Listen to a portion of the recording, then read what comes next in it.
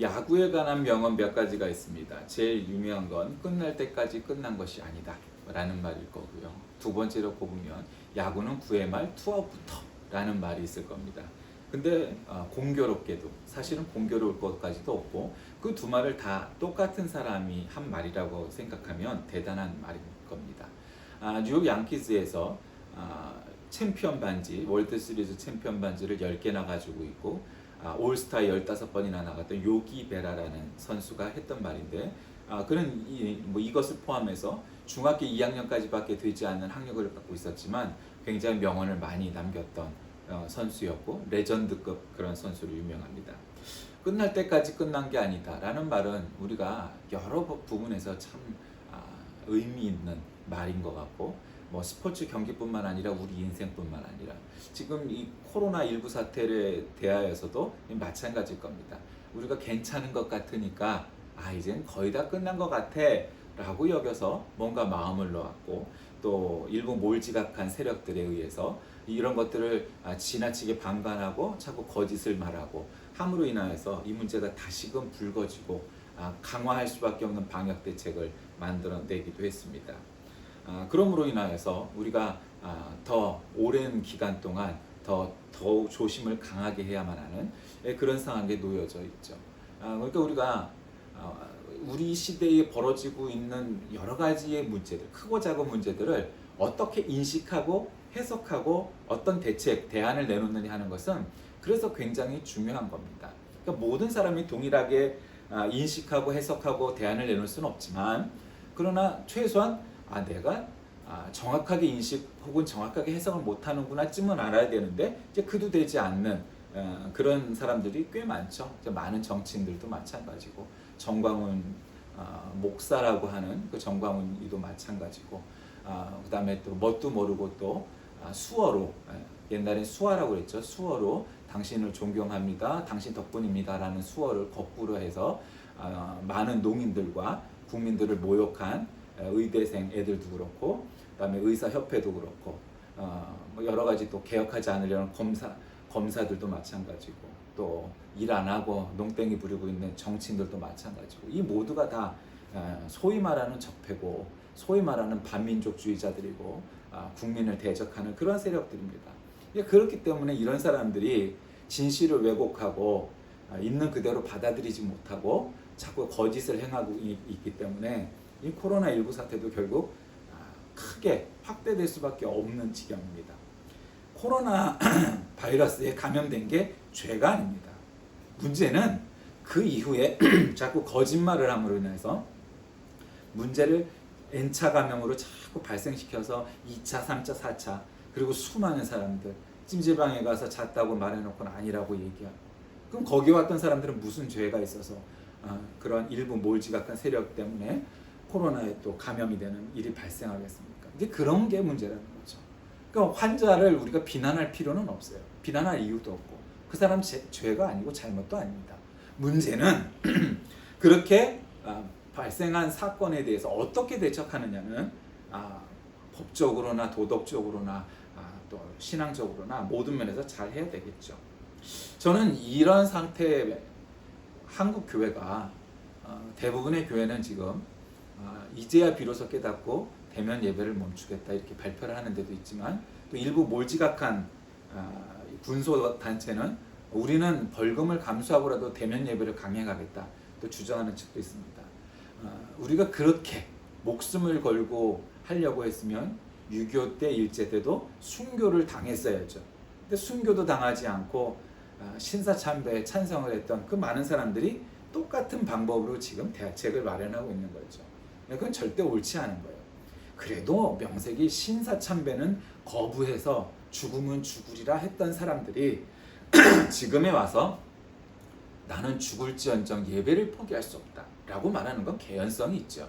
어떤 순간에도 나는 코로나에 감염돼서 죽는 한이 있어도 예배 드리는 것을 멈출 수 없다 그렇게 얘기하는 건 개연성이 있어요. 그러나 박쥐처럼 여기서 말한 박쥐는 그 동물 박쥐를 얘기하는 게 아닙니다. 박정희 박근혜에 따르는 그 나치주의자들 파쇼들을 박쥐라고 저는 부르는데 그 박쥐들이 결국 지금까지의 문제들에 대해서도 결국 그렇게 이용하고 거짓말하고 국민들을 선동하고 하는 것들은 정말 정말 나쁜 짓이다, 이런 생각을 합니다. 이런 사태에 우리가 필요한 게 뭘까? 저는 그래서 오늘 이 로마서 12장 말씀을 중심으로 그리스도 안에서 라는 제목을 잡았습니다. 그러니까 그리스도 안에서 라고 하는 말은 우리말에서는 이렇게 사실은 헬라어 원어처럼 크게 와닿지 않는 말입니다. 그냥 그런가 보다 할 수 있는 말이죠. 그러나 헬라어로 이 그리스도 안에서는, 영어로는 이제 in Christ고 헬라어로는 en Christo 혹은 en Christos 이렇게 표현을 하는 말인데, 여기서 이 그리스도 안에서 en Christo는 헬라어로 읽고 그 성경적 맥락을 이해할 땐 굉장히 우리에게 더 감명을 주고 큰 의미를 주는 말입니다. 그러니까 우리가 그리스도 안에서라는 건 뭐겠습니까? 우리가 대한민국 안에서 살고 있죠. 네.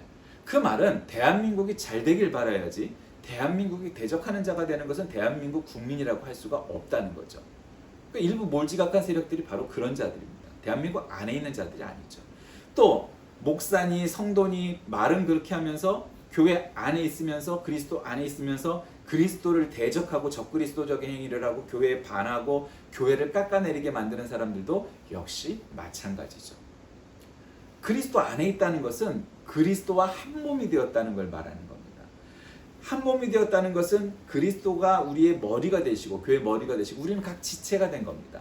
어떤 사람은 손이 되고 어떤 사람은 발이 되고 어떤 사람은 내장이 되고 뭐 이런 식으로 해석을 할 수가 있는 거죠. 그 모든 것이 잘 융합이 되고 지체가 되었기 때문에 그런 시스템을 이루어야 참으로 제대로 된 교회가 된다는 거죠. 그러니까 교회는 건물도 아닙니다. 정치적인 모임도 아닙니다. 교회라는 것은 하나님을 모인 사람들의 모임 그 자체입니다. 그게 교회죠. 그러니까 교회의 이 첫 번째 가는 목적은 무엇이겠어요? 행위적으로, 이 의미의 차원이 아니라 그건 예배입니다. 그러니까 우리가 예배를 드리는 것보다 더 중요한 일은 세상에 없습니다. 정치, 경제, 웃기지 말라고. 그거 지금 막 강습하면서 정치 선동하는 그런 정치 목사들, 그거는 하나도 중요한 게 아니에요, 사실은. 왜? 첫 번째 가는 건 예배. 예배 성공하지 않고 예배 승리하지 않고 예배의 첫 번째 목적을 두지 않는 목사나 성도나 교회는 그거는 그리스도 안에 있는 사람들이 아닙니다. 예배에 목숨을 걸고 예배에 최선을 다하고 예배의 모든 것을 거는 사람만이 참다운 교인이고 참다운 교회라 할 수 있습니다. 그러니 심지어는 전쟁이라도 예배를 드려야겠죠. 웬만한 사태에도 우린 예배를 멈춘 기억이 제 50평생 없습니다. 예배를 우리가 드리지 말자 이런 데가 있습니까? 제가 파트 전도사를 할 때 어느 교회를 갔더니 그 교회는 전통이 하나 있는데 1년에 한 번 야외 예배를 드린다는 겁니다. 주일날. 그래서 야외 예배를 드린다고? 전 그때까지 한 번도 야외 예배를 드리는 교회를 본 적이 없습니다. 그냥 나가서 예배를 야외에서 예배를 드리고 운동도 하고 소풍처럼 거기서 밥도 먹고 그렇게 즐겁게 놀다 왔습니다. 그게 나쁘다는 차원의 문제가 아니고 한 번도 주일날 야외 예배를 나가서 드리는 교회를 본 적이 없었는데 그 교회는 전통이라는 겁니다. 그게 잘 됐냐 잘못됐냐 뭐 이런 문제가 아닙니다.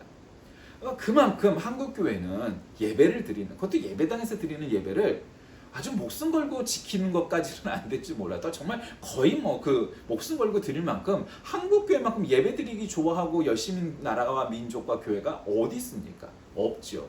그러니 그런 한국 교회에게 딴 날도 아니고 주일날 예배를 드리는 것을 멈추고 온라인 예배로 전환하라는 것은 충격적일 수 있습니다. 근데 그걸 그렇게 받아들일 일이 아닙니다. 예배를 금지하거나 기독교를 금지하는 게 아니잖아요. 지금 이 코로나 사태에 대해서 모이는 것이 위험할 수 있고 그것이 점차 N차 감염까지 나갈 수 있으니 온라인 예배나 비대면 예배로 활성화하라는 거죠. 물론 이것은 전통 예배는 결코 아닙니다. 그러나 어쩌면 이것이 앞으로 우리 현대교회, 미래교회가 나아가야 할 방향성일 수도 있습니다. 나중에는.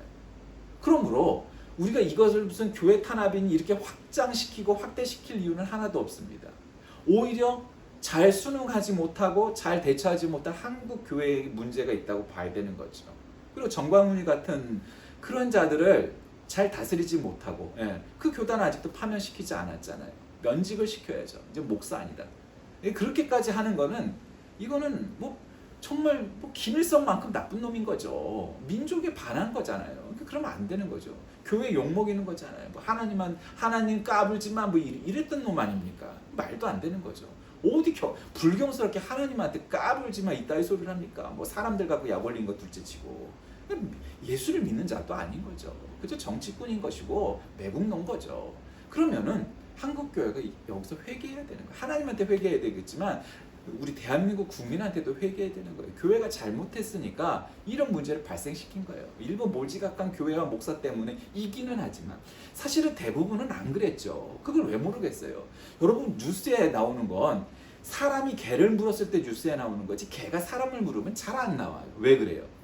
개가 사람을 무는 일은 많아도 사람이 개를 무는 일은 없기 때문이죠. 이 말뜻은 대부분의 교회와 교단들은 잘 지키려고 노력을 했고 그랬기 때문에 뉴스에 나올 일이 없는 거예요. 그러니까 대부분은 잘 지켰어요. 근데 일부 몰지각한 1% 그리고 좀 더 몰지각한 한 10% 정치교회 정치 목사들이 지금 나서서 광화문에 모이고 이러한 말도 안 되는 데모를 주도함으로 인해서 생겨난 문제들인 거죠. 그러니까 이것들을 불필요한 일이었어요. 하면 안 되는 거였어요. 근데 했기 때문에 결국 이 문제에 책임을 져야 되겠죠. 예, 미통당이나 마찬가지로 다 책임을 져야 되는 거죠.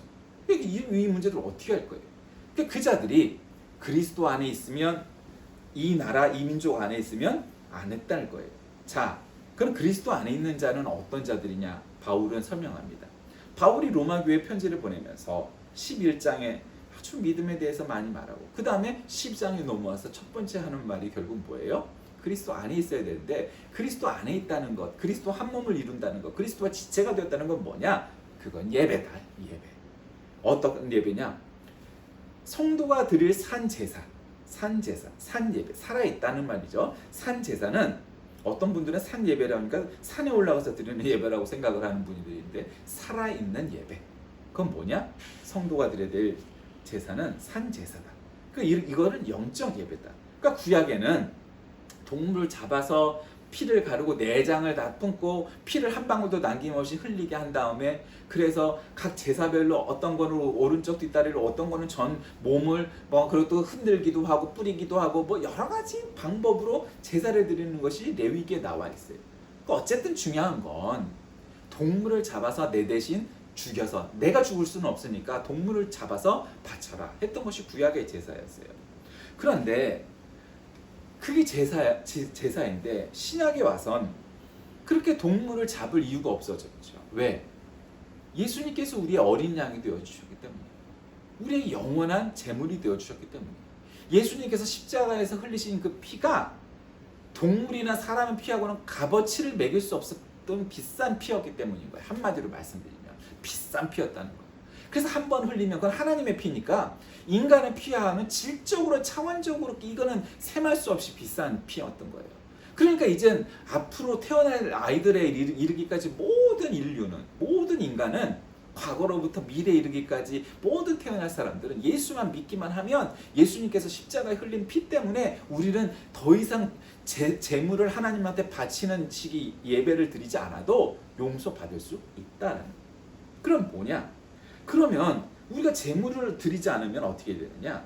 온전히 우리에게 하나님의 뜻을 분별해야 된다고 성경은 말씀하십니다. 오늘 성도들에게 바울은 하나님의 선하시고 기뻐하시고 온전하신 뜻이 무엇인지 분별하도록 하라. 그러니까 하나님의 뜻이 어디 있는지를 봐야 되는 거예요. 하나님의 뜻이. 그러니까 우리는 교회는 어떠한 정권이 정권을 잡느냐에 뚜렷한 목적을 가질 필요가 없어요. 어떤 정권을 잡아도 다 문제가 있어요. 근데 좀 더 나쁜 놈과 좀 덜 나쁜 놈이 있겠죠. 그건 있어요. 그건 분별해야겠죠. 그 정도는 구분해야죠. 근데 무조건 더 나쁜 놈이 옳다고 말하는 건 말도 안 되는 거죠. 논리적으로도 말이 안 되고 계속 실수하고 계속 잘못하고 계속 그러고 있잖아요. 말도 안 되는 얘기. 5.18 때 북한군이 내려왔다는 둥 아베 수상님 죄송합니다. 이따위 소리 하는 예편네가 있지 않나. 얼마나 무식하고 반민족주의자들이고 어떻게 민족을 그렇게 팔아먹는 매국노가 될 수 있겠냐. 8.15 때 일장기 흔들고 이거는 아주 폐륜아들인 거죠. 어떻게 일장기를 흔들어요. 그건 말도 안 되는 거죠. 그 하나님의 뜻이 거기에 있겠냐면 나라를 팔아먹어라? 말도 안 되는 거죠. 절대로 하나님은 그런 편에 설래야 설 수가 없어요. 성경 어디를 봐도 그런 자들이 하나님의 편에 서는 사람들은 없었어요. 그럼 하나님의 뜻이 뭐냐? 오늘 성경은 마땅히 생각할 그 이상의 생각을 품지 말고, 그러니까 너 무식하잖아. 정광훈이 너는 제대로 교육도 안 받았고 가짜 목사다, 가짜 학력이다 이런 말도 있고, 그게 진짜라 해도 그게 제대로 된 정규 학교도 아니고, 그러니까 학력이 모자란 사람들 비하자는 게 아니에요. 그만큼 너는 공부가 부족하니 공부를 해라. 공부 역사책을 공부하면 조선시대부터 구한말, 일제시대, 군정 거기까지만 제대로 공부해도 우리나라의 역사가 왜 이런 구도가 되어야만 했고 이걸 어떻게 이해하는지를 알게 된단 말이에요. 그 역사 공부를 하면은 왜 우리가 미래통합당이 문제가 있는 정당인지를 알게 된단 말이에요. 그렇게 해야 된다. 김구 선생이 왜 집회에 나오지 못하고 독립운동가들은 어떻다고 전부 조선시대 인물, 그것도 덕수이 씨들이 주로 나와갖고 덕수이 씨 가면만 3명이. 그러니까 왜 이렇게 됐냐 이 말이죠. 이건 제대로 된 나라는 아니다. 그걸 바꿔야 된다. 독립운동을 했던 안창호 선생, 김구 선생, 뭐 서재필 선생, 뭐 이런 독립운동가, 김좌진 장군, 안중근, 윤봉길, 유관순, 이러한 독립운동가들이 이 공화국의 지폐를 채워야지. 아니 조선시대 인물들이 우리하고 뭔 상관이 있다고 그렇게 됐겠냐. 이건 잘못된 거야 처음부터.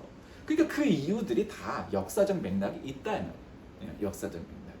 절대로 민족주의자들을 세우지 못하게 하는, 반대를 하는 사람들이 너무도 많죠. 왜요? 그들은 민족 안에 없기 때문이죠.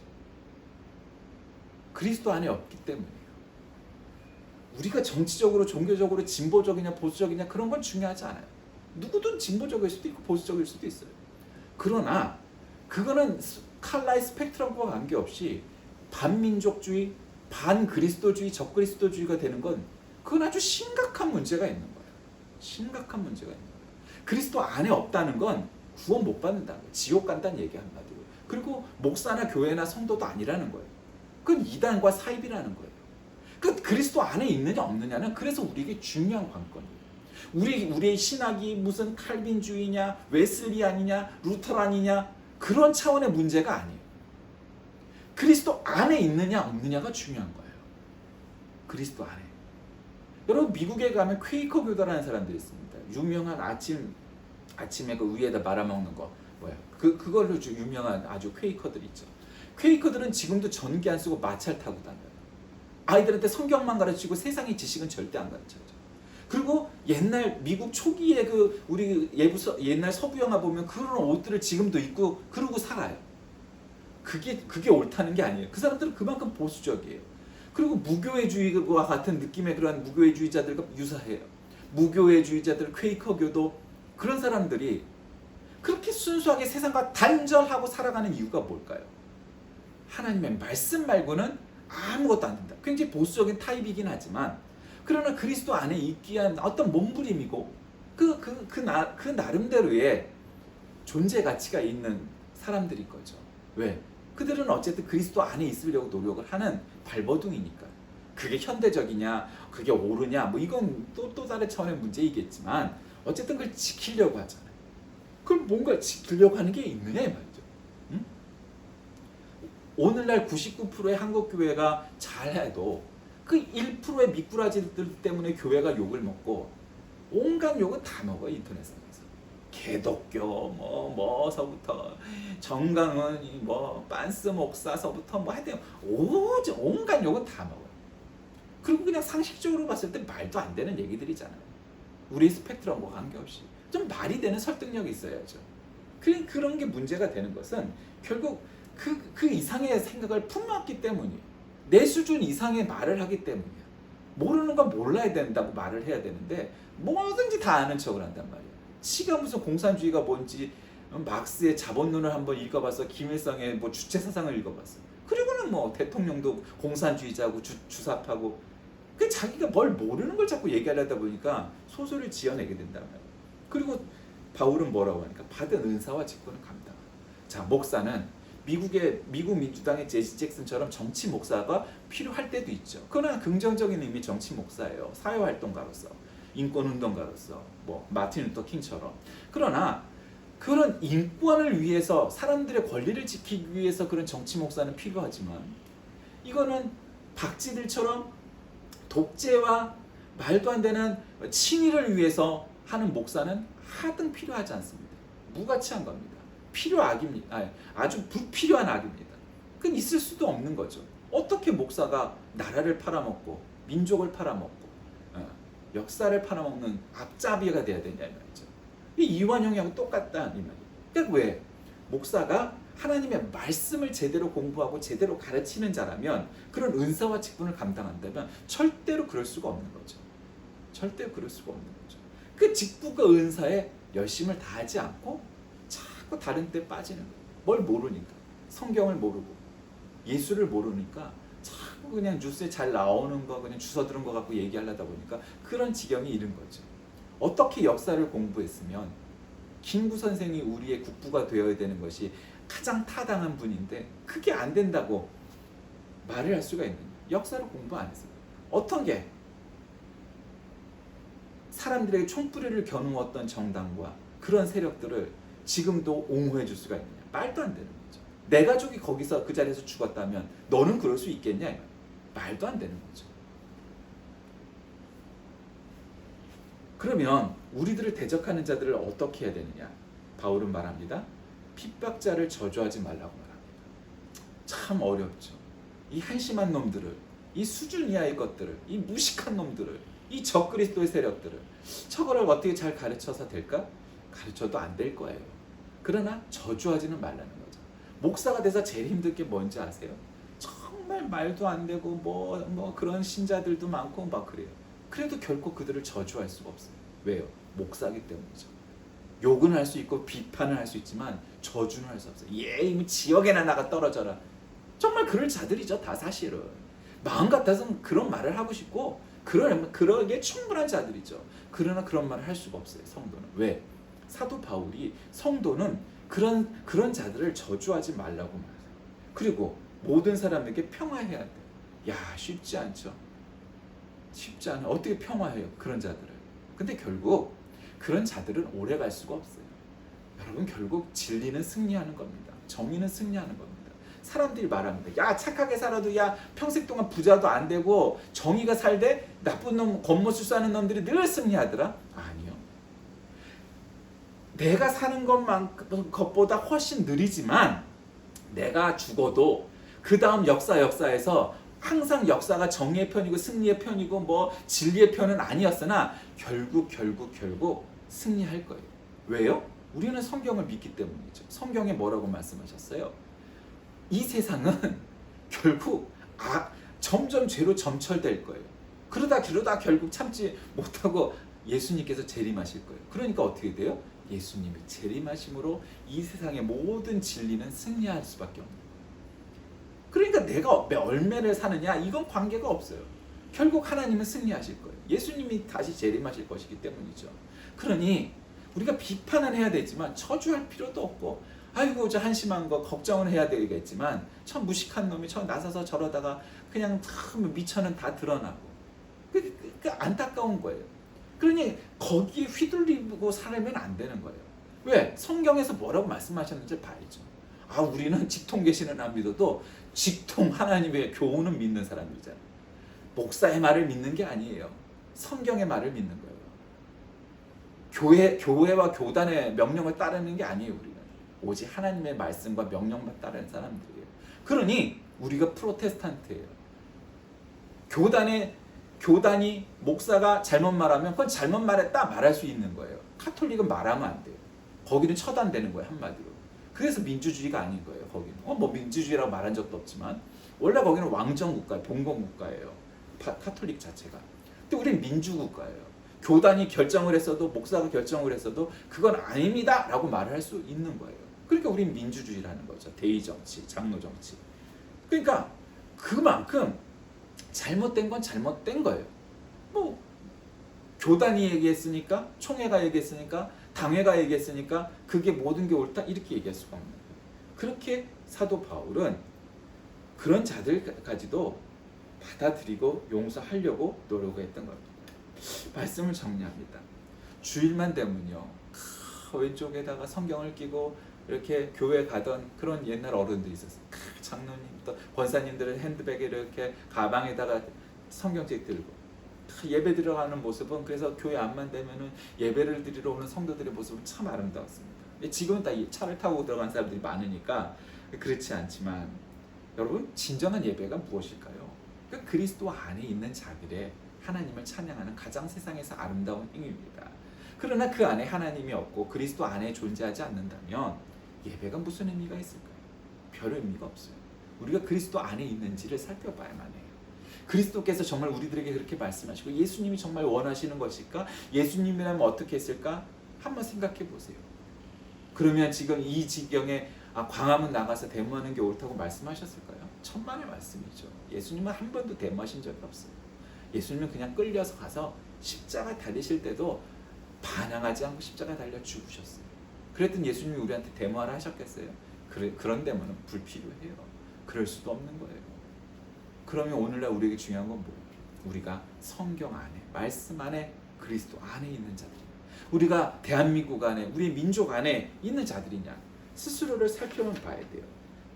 성도는 하나님의 은혜로 새 생명을 얻은 자들입니다. 언제나 하나님의 영광을 위하여 살아가야 됩니다. 모든 삶 가운데 자신을 부인하고 우리가 그리스도 안에 있는지를, 그리고 하나님의 뜻을 늘 생각하고 성취하려고 하는 자들인지를 살펴봐야 합니다.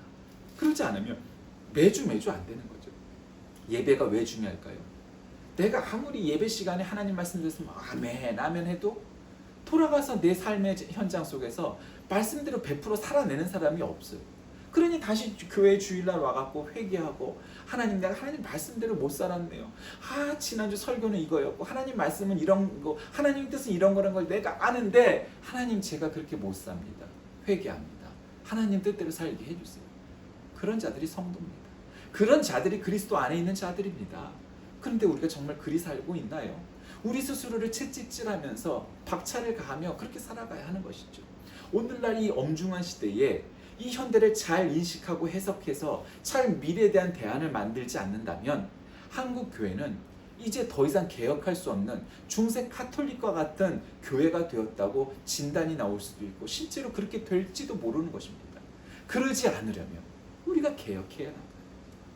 우리가 점점 이 시대를 이끌어가지 못하고 이끌려가는 존재가 되어버리면 결국 우리는 도태가 당할 것이고 하나님께 쓰임을 받을 수 없는 교회가 될 것이기 때문입니다. 교회와 성도, 그것은 같은 의미입니다.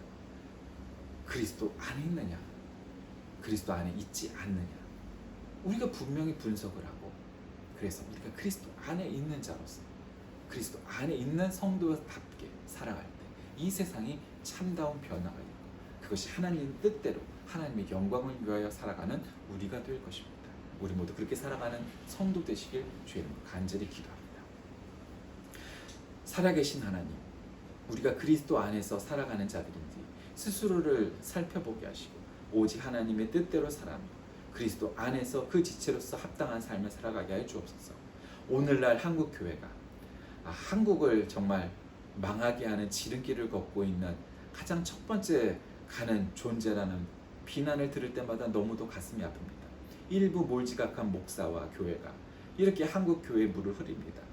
대다수의 교회들은 이 나라를 위하여 애쓰고 협조하고 협력하여서 이 어려운 엄중한 시기를 잘 이겨나가려고 하고 또 미래를 잘 대비하려고 하지만 일부 몰지각한 자들로 인하여서 한국 교회가 욕을 먹고 또 하나님께 먹칠을 하고 예수님에게 먹칠을 하는 이러한 일들이 발생하고 있습니다.